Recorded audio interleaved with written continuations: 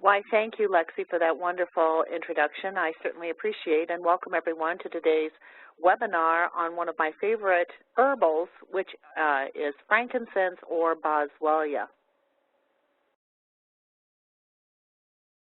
Pardon me for just a moment. I will try to advance the slide, but sometimes we have a little technical difficulty with that. All right, here we go.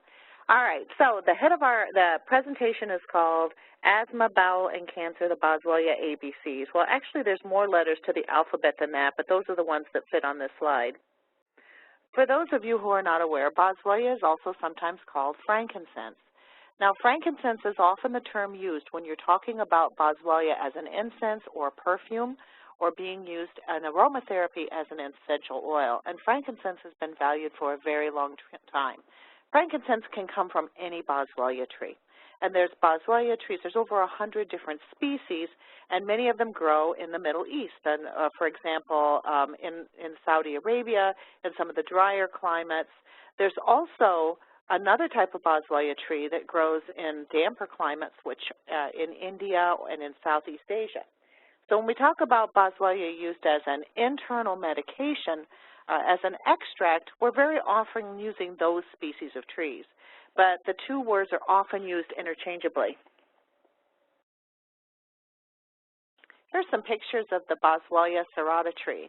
And the way that they harvest Boswellia is they cut the tree. So they make a mark on the tree with a sharp object, and then the tree weeps a resin, and that resin hardens. And then after a period of time, they come back and they scrape off the resin of the tree. And the best types of Boswellia, the companies that harvest it use very careful positioning systems so that they don't over-harvest an area. They want to make sure that they have a high level of sustainability for this valuable medicine that has been a treasured part of Ayurvedic medicine for over 2,000 years. Here's a picture of what some of the tears look like after scraping the bark. And here's a little bit of the resin in its crude form. Not very pretty for something that yields such magnificent health benefits. Now, when we talk about how Boswellia works in the body, many of you may know that it works to reduce inflammation. But the problem with inflammation is it is not one thing. That's why we have this picture of the Mississippi River drainage basin. Because as you can see, look at this, more than almost half of America, a solid third of America, drains into the Mississippi River. So it's streams and tributaries, agricultural runoff.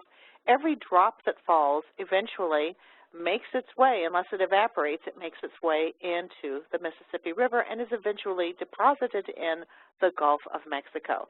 And inflammation is often the same thing. It's a river. If the river runs too low, you have a drought situation, and that's not very good.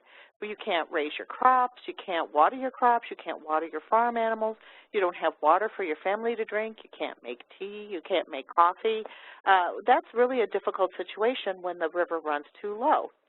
But if the river runs too high and it overflows its banks, you're immediately in a flood situation, and floods can be life-threatening. It can wash away your crops, your farm animals, it can damage your home beyond repair, and it can drown you and your family. So where do we want that river to be? Well, we want it to be in what I like to call the Goldilocks spot. Not too high, not too low, it's just right. Because your body needs some level of inflammation to perform its tasks correctly. But if that inflammation starts to run too high, you can end up in a life-threatening situation. So we need to keep it in the Goldilocks spot. So how do you control the river? Well, you can't really deal with the river. You have to deal with what feeds the river.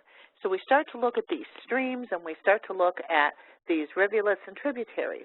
And so the way that Boswellia works is that it selectively modulates some of the streams.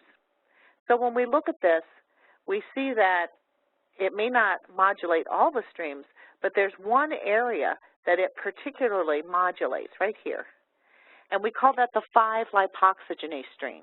And if you can reduce the volume of water flowing in that stream, the overall level of the river will go down. So it does not touch every single stream. There's another herbal that we sometimes talk about in natural medicine called curcumin. And curcumin's mechanism of action is to touch every stream, rivulet, and tributary that feeds the river of inflammation. Boswellia is something of a specialist. Boswellia addresses one area, the 5-lipoxygenase stream. So since I am located in sunny Green Bay, Wisconsin, I am required to do a football analogy. Curcumin can play every single position on the football team. It can throw the ball, run the ball, catch the ball, block, tackle. Heck, it can probably even paint the stripes on the football field. Boswellia cannot, but Boswellia is like the best field goal kicker in the entire football league. And sometimes you just cannot win the game without an incredible field goal kicker. So what it does better than any other herbal. And again, we're going to talk more about 5-LOX inflammation and why that's implicated in specific diseases. But for right now, just remember that that stream of inflammation is the hardest to address. There is no prescription or over-the-counter nonsteroidal anti-inflammatory drug like Celebrex or ibuprofen or Motrin or Aleve or Advil. None of those drugs, aspirin, none of those drugs touch 5-LOX inflammation. That can be why it is so difficult to address. It often comes as a surprise to some people that there are many flavors of inflammation. And when we look at different disease processes in the body, we need to understand what kind of inflammatory process is taking place before we can design the proper protocol to help those individuals with their specific concerns. So this is a little bit more scientific and less ice creamy graphical representation of 5-LOX inflammation. So when we look at 5-LOX inflammation, we see that high levels of 5-LOX promotes cancer cell growth. It's been especially noted in prostate cancer. So 5-LOX increases inflammatory leukotrienes and an expression called 5-HEAT, H-E-T-E, that plays a role in cancer formation and the growth of cancer cells.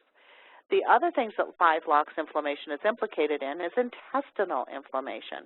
So irritable bowel, inflammatory bowel, Crohn's disease, colitis, collagenous colitis, ulcerative colitis, all these have a high level of 5-LOX inflammation. When we look at the lungs are almost exclusively 5-LOX inflammation. So if you're dealing with asthma or emphysema or COPD or a lot of allergic lung reactions, or if you have bronchitis or pneumonia, you're dealing with a high level of 5-LOX inflammation in the lungs. Everyone knows that asthma is a disease of inflammation, inflammatory lung disease. So if you have asthma and you have an asthma attack, nobody says take 2 aspirin and call me in the morning. Nobody says, oh gosh, we better get you on some Motrin pretty fast to quell that inflammation in your lungs. Why isn't that the recommendation? Well, it's because it's not that flavor of inflammation, so it doesn't respond. It does not touch that stream.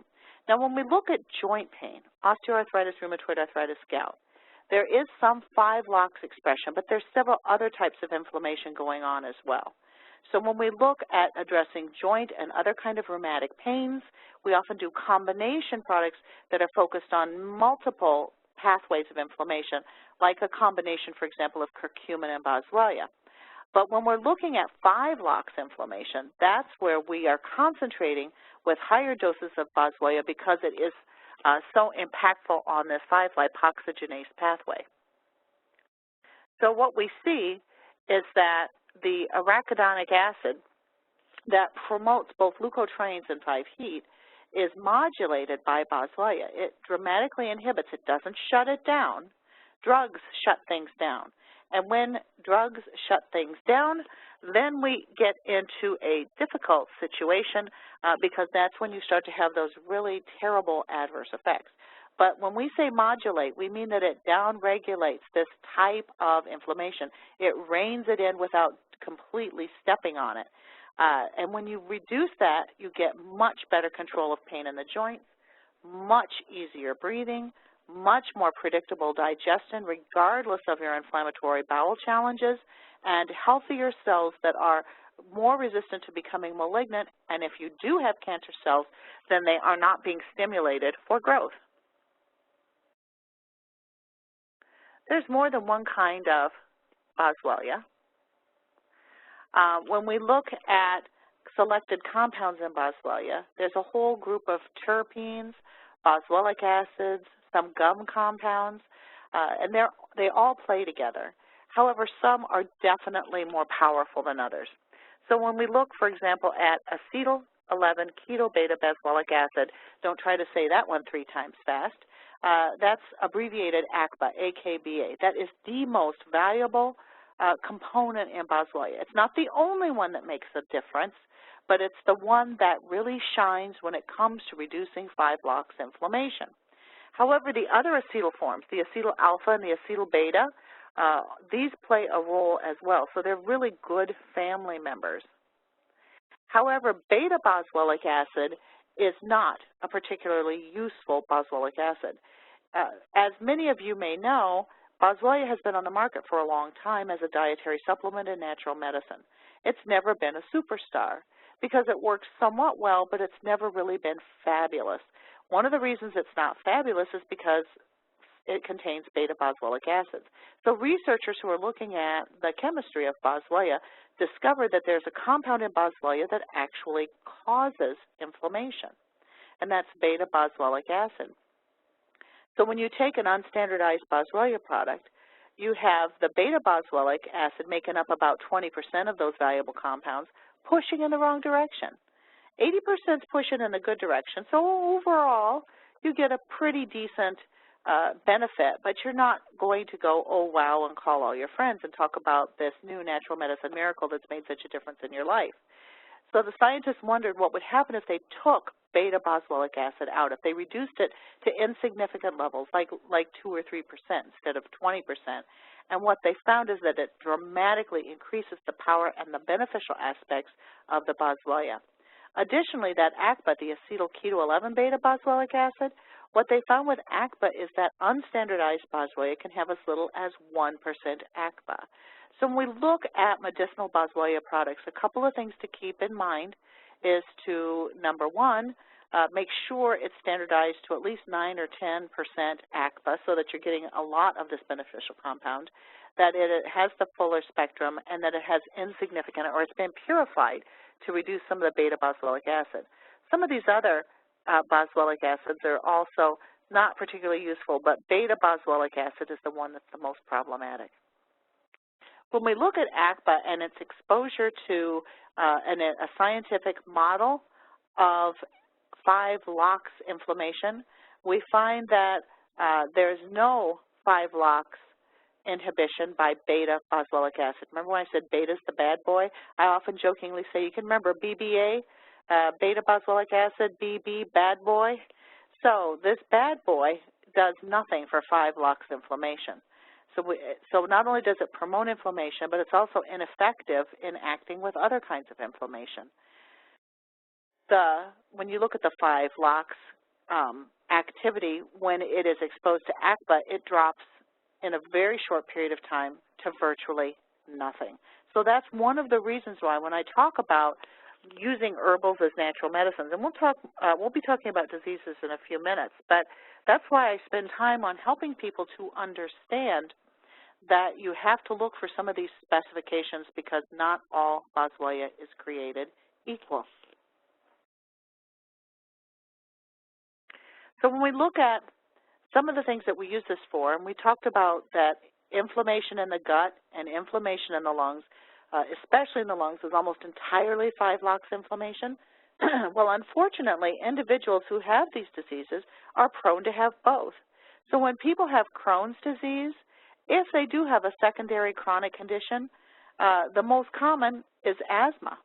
And when people with Crohn's disease or ulcerative colitis, when they evaluated them for what's their percentage of those individuals who have asthma versus people who don't have these diseases, they are 70% more likely to have asthma along with their inflammatory gut disease than people who don't have Crohn's or ulcerative colitis.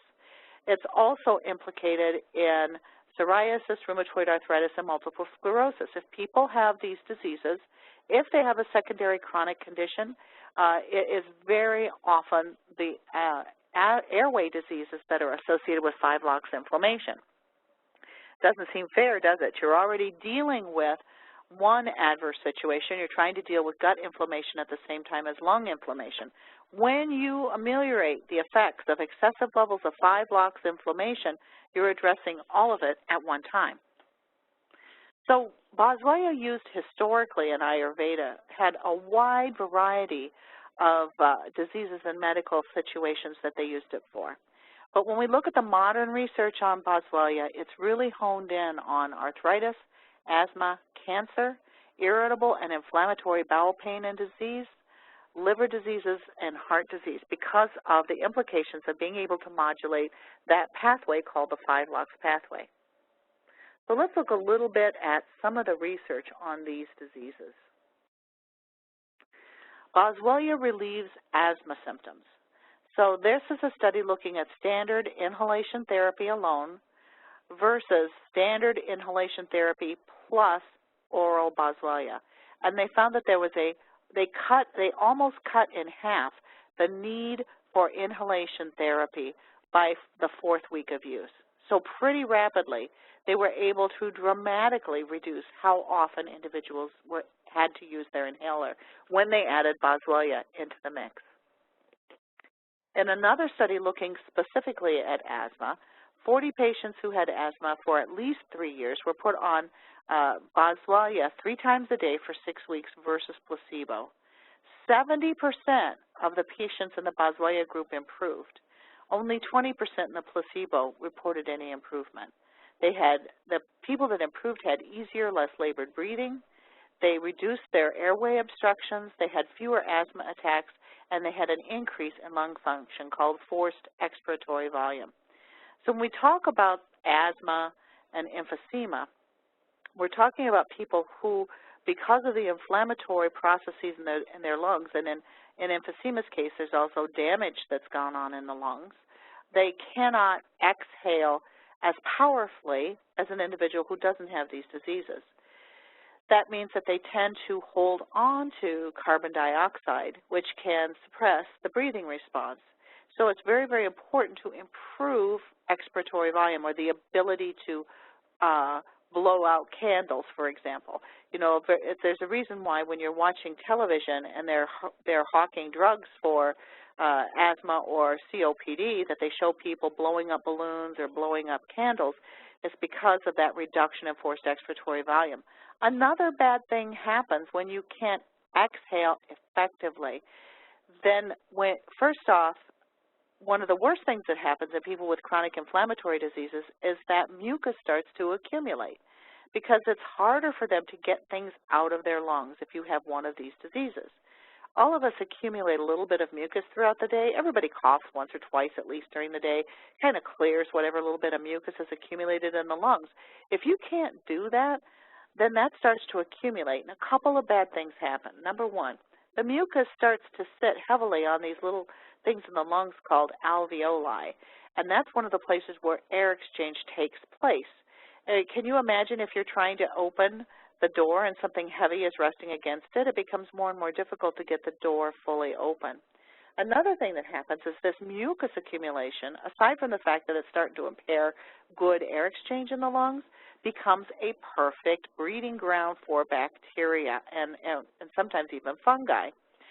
So when you have this problem with a lot of mucus in the lungs, it becomes a petri dish. That's why individuals with asthma and individuals with emphysema and chronic obstructive pulmonary disease have much higher rates of developing bronchitis and pneumonia, and why it is so serious for them, because they have such a difficult time clearing it from the lungs.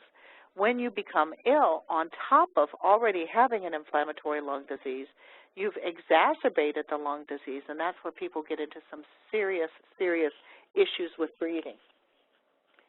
Now, in another, looking at Boswellia for gut diseases, so this would be irritable bowel, inflammatory bowel, Crohn's, ulcerative colitis, all of these diseases with chronic inflammation in the gut. In an experimental model of creating inflammation in the gut, you'll notice that even when challenged with compounds that cause problems with the intestinal barrier and intestinal inflammation, The group that also received Boswellia were able to keep that level of permeability and that level of inflammation almost back down to normal. In another model of irritable bowel syndrome, they found that there was a 72% reduction in subjects with diarrhea in the group that had the highest Boswellia dosage. So this dosage was about 400 milligrams versus control, which received no Boswellia at all. In some clinical research on colitis and Crohn's disease, in ulcerative colitis, Boswellia, and this was 350 milligrams 3 times a day, so about a gram a day for 6 weeks, compared to the drug sulfasalazine, which is a commonly used drug in ulcerative colitis. 82% of the Boswellia patients who did not receive the drug, they just received the Boswellia, had a remission, which means that went to sleep and their bowels functioned normally for a period of time, versus only 75% of the drug group. You know, many people who are not advocates for natural medicine or don't understand it very well, a couple of things I sometimes hear. The first is that, well, it's not like this herbal stuff is clinically studied. Well, they couldn't be more wrong, because there are literally hundreds of thousands, if not millions, of studies in the electronic database of the National Institutes of Health. That's called PubMed. If you're interested in going around and looking up some studies yourself, it's a free website. That site is PUB like public, MED like medicine, pubmed.gov. Make sure it's .gov for government website, because if you go .com or some other, you'll end up in a weird place. But PubMed.gov has literally millions and millions of studies, and many of them are on herbal products. The other accusation that's sometimes leveled at the natural products industry is, well, it's not like these herbs and that stuff has been compared to prescription drugs. Au contraire, there are many, many, many studies looking at using herbal medicines, finding that their ability to address diseases equals or exceeds that of prescription drugs, almost always with far fewer adverse effects.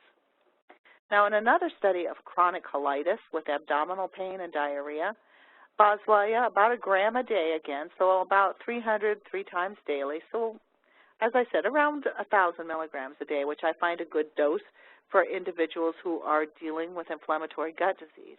I like to divide it into at least 2 doses, like 1 in the morning and 1 in the evening, so because it usually can provide some intervention for at least 10 or 12 hours. This was another 6-week study compared to the drug sulfasalazine. 18 of the 20 patients in the Boswellia group showed improvement in their symptoms versus only 6 out of 10 in the drug group. In Crohn's disease, 83 patients treated with Boswellia, or another standard drug for inflammatory gut disease, mesalazine. Both groups improved, but the Boswellia group experienced fewer side effects. So this is highly effective for individuals who have any of the inflammatory gut diseases.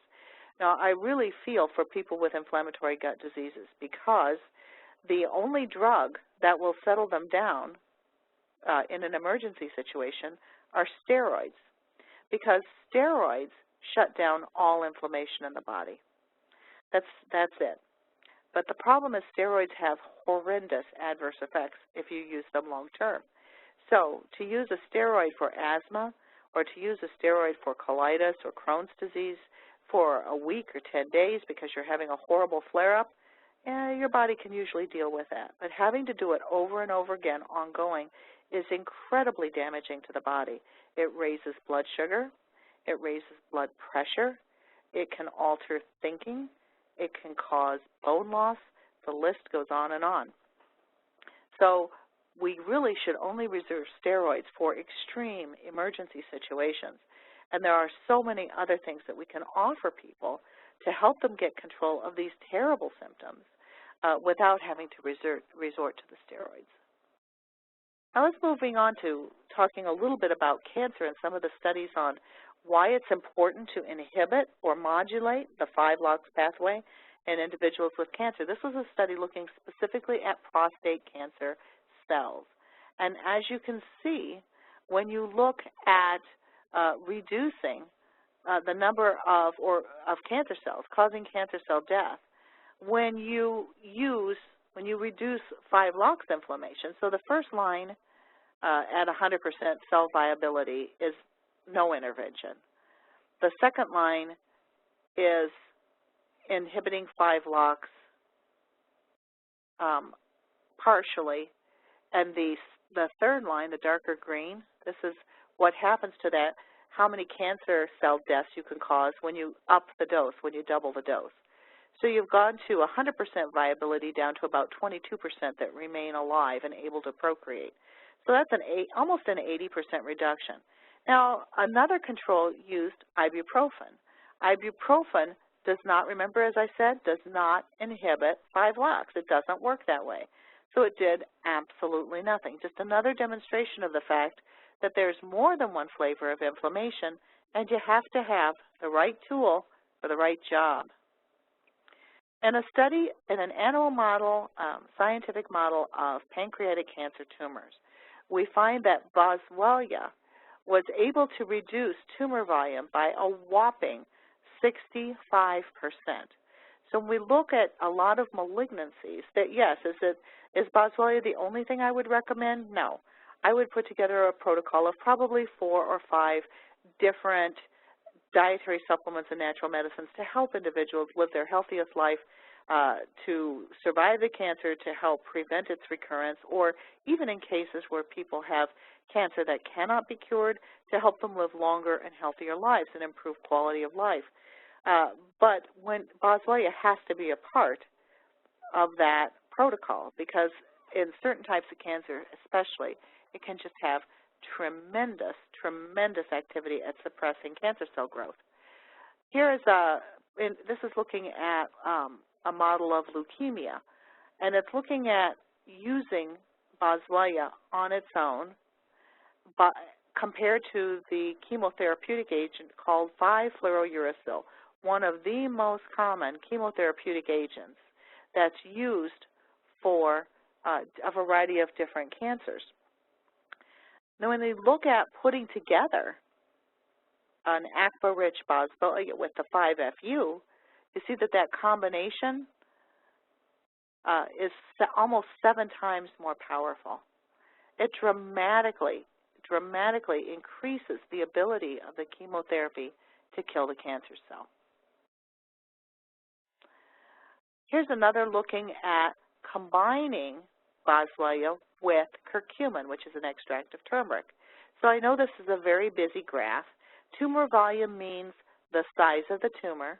Days, pretty self-explanatory. They followed an experimental model of colon cancer for 20 days, so not quite 3 weeks. The control, you'll notice that by the end of 20 days, the tumor volume was very high. So we're going to put a dot over here, about right there.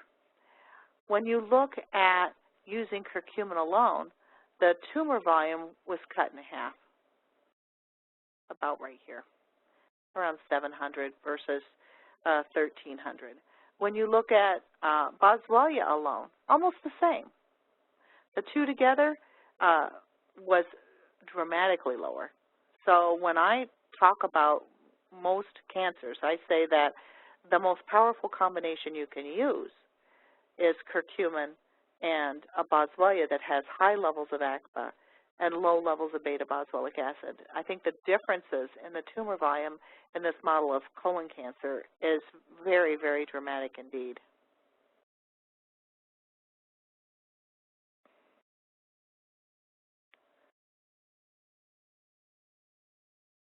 So what we need to know about Boswellia, as I said, it needs to have a goodly amount of ACPA in it. So make sure you're using a standardized herb. That means that we know how much of the good stuff is in there, and make sure that it's purified to remove some of the bad stuff. The dosage for most diseases, 500 to 1,000 milligrams a day. Now, if a person has asthma, I always have to end with this caveat. If you have asthma, never, never, never lose your emergency inhaler. Because while people who don't have asthma think of it as a chronic disease and you might get a little wheezy and you might cough sometimes and struggle for breath, the truth of the matter is that people every year thousands of people die of asthma attacks because it becomes so profound and the constriction becomes so debilitating that they actually cannot breathe.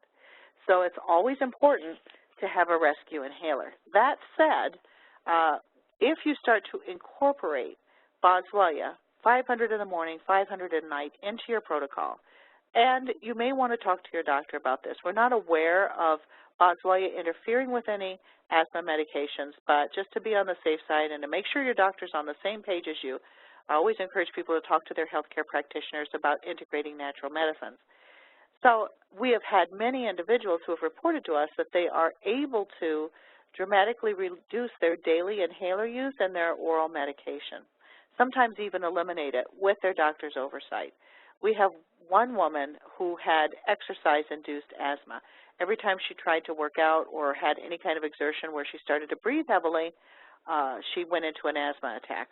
She was on a daily inhaler, she was on an oral medication, and she had an emergency inhaler that she was using 10 to 15 times a month. After starting on a Boswellia protocol, she was able to, with her doctor's understanding, get rid of her oral medication, get rid of her daily inhaler, and reduce the use of her emergency inhaler to about once or twice every 3 months. She took up kickboxing. She lost 60 pounds. You would not believe her. I've met this woman. You would not believe how fit and active and healthy she looks. You would never suspect that she has this chronic disease. Now for COPD, also called emphysema, chronic obstructive pulmonary disease, emphysema, these individuals have damage in the lungs. This will not cure it. I wish that it would. I would love to help these individuals because it can be a miserable experience to feel like you're not getting enough air. However, if you can alleviate some of that inflammation, you open up more airways in the lungs for better oxygen exchange. So you will feel better, perhaps be able to do more regardless of the disease and help hold its progression at bay. Now when you're dealing with colitis, irritable bowel, Crohn's, etc., again, Boswellia to me is part of a protocol. There's a lot of things that may need to be done both from a dietary standpoint and from a natural medicine standpoint to help people get in their best possible shape. However, looking specifically at the Boswellia and its activity on 5 blocks, there's nothing I'm aware of that will be able to rein in the inflammation in the gut in the natural medicine world as well as a good standardized Boswellia can do. For cancer, I like to see a combination of both Boswellia as an oral extract, and there are certain frankincense essential oils that are approved for human ingestion. Make sure when you're working with essential oils that they are approved for human use. You put that together with the Boswellia. They each yield up a little bit of a different variety of compounds from the Boswellia. Putting those together, I think, is highly beneficial for cancer. We don't hear as much about frankincense oil used internally for people who have these issues, but the research is really starting to become very impressive indeed. All right. Well, I thank you for your kind attention. I'm going to have Lexi come back on the line, and maybe we can, I see we've got some questions in the question box, so maybe we can get started with some questions. Well, thank you so much, Cheryl. What amazing information. It's always great to see some research that backs up some traditional uses of a really powerful natural medicine like Boswellia. Now, since we were just talking about frankincense, we've had a couple questions come in regarding, is Boswellia the same thing as frankincense? Well, yes and no. Remember when you were in school when they said that all squares are rectangles, but not all rectangles are squares? Frankincense is a big word that covers all Boswellia trees. So frankincense is, you can use, there's over, as I said earlier, 100 different varieties of Boswellia trees. We often use that term when we're talking essential oil, perfume, incense. In fact, the origin of the word frankincense means true incense. And the Catholic Church still uses a lot of frankincense in many of their, when they use incense as part of the service. But when you talk about Boswellia internally, medicinally, that's generally from, most of the research has been done on a specific tree called the Boswellia serrata tree. So when we talk oral medications, I speak Boswellia. When I'm talking about the oil, I'm more likely to use the word frankincense. Excellent. Another question we just received is there an additive effect on inflammation if someone was combining Boswellia with an over-the-counter non-steroidal anti-inflammatory like Aleve? There may be. There haven't been a lot of combination studies. You may get a slightly better effect, but as I said, we don't have as much research on the use of Boswellia with non-steroidal anti-inflammatory drugs. There's a little bit of information out there. It certainly would not interfere with the activity of the drug. Now, for someone who is looking to use Boswellia for COPD, they're looking for, some guidelines on dosage and then, roughly how long it takes for them to see some improvement. Generally, I would say you have some titration issues with Boswellia. Some people may need a little bit more, some people may need a little bit less. So you may have to experiment until you find the dosage that's right for you. For most individuals, I would say 500 milligrams around that dosage level twice daily. If you have really serious issues, you could go up to 3 times a day. If you're a very large person, if you're over 250, 300 pounds, if you're a very large person, I would start at 3 per day. So as I said, it would generally, most people can start with morning and evening. And I would say give it at least 2 months. You may notice differences a lot earlier than that. But I would say that most individuals will notice a change where they feel like they're just able to breathe a little bit better, having fewer of the adverse effects that happen sometimes when you have decreased expiratory volume. So people should start to see a difference within the first 8 weeks of use. Someone was wondering if there are supplements out there that contain higher levels of Asthma and lower levels of the beta-boswellic acid. Yes, they are. There are, and they're in the minority. Most are just unstandardized Boswellia in a capsule. So I encourage everybody in attendance today to do 2 things. 1, become an avid label reader. If that means bringing a pair of cheaters with you to the store, so be it. Whatever it takes, but read the labels. Find out what the standardizations are. The most expensive dietary supplement that you will ever buy in your life is the one that does absolutely nothing for you. And making sure you have the proper clinically studied standardizations can play a huge role in whether or not you're going to get beneficial effects or not. So read the label, make sure it's standardized for at least 9 or 10% ACPA. Make sure that it's purified to reduce that beta-boswellic acid. Another thing you can do is to develop a relationship with a high-quality health food store, someone that has I know that there's a huge amount of variety amongst health food stores, and you might have to visit a few, but find someone who really understands natural medicine. Find a store that's vigilant in making sure that the brands they're bringing in are of the highest quality, that there's clinical studies that they can provide for you. Because as a consumer, it's difficult to keep up on all of this. And I think that if you develop a relationship with someone you trust, let them sort some of them out, and then it makes your choices easier. So we received a lot of questions on frankincense essential oil. Now, just to clarify, the research that you were explaining was on Boswellia extract. And can you talk about the specific kind of Boswellia that was used in the research and it was not using frankincense essential oil? Correct. It was Boswellia serrata. Boswellia serrata is as an oral extract. It's not frankincense oil. Now, frankincense oil is very popular, and it's starting to have some really good research, especially in the realm of cancer. But they're both different types of extractions. And so when I'm dealing with cancer, I like to use both together. I like to have a Boswellia from Boswellia serrata that's standardized correctly to be purified of the BBA and to have decent levels of ACPA. And I look for frankincense oil. I especially like the species. There's a Boswellia carteri that has a really good frankincense essential oil. And when you deal with companies, make sure that they're using the form that's approved for internal use. Because while essential oils can be incredibly powerful. They're very concentrated. There are some that you shouldn't use internally. So make sure that you ask the right questions, that this is the frankincense oil that's meant for internal use.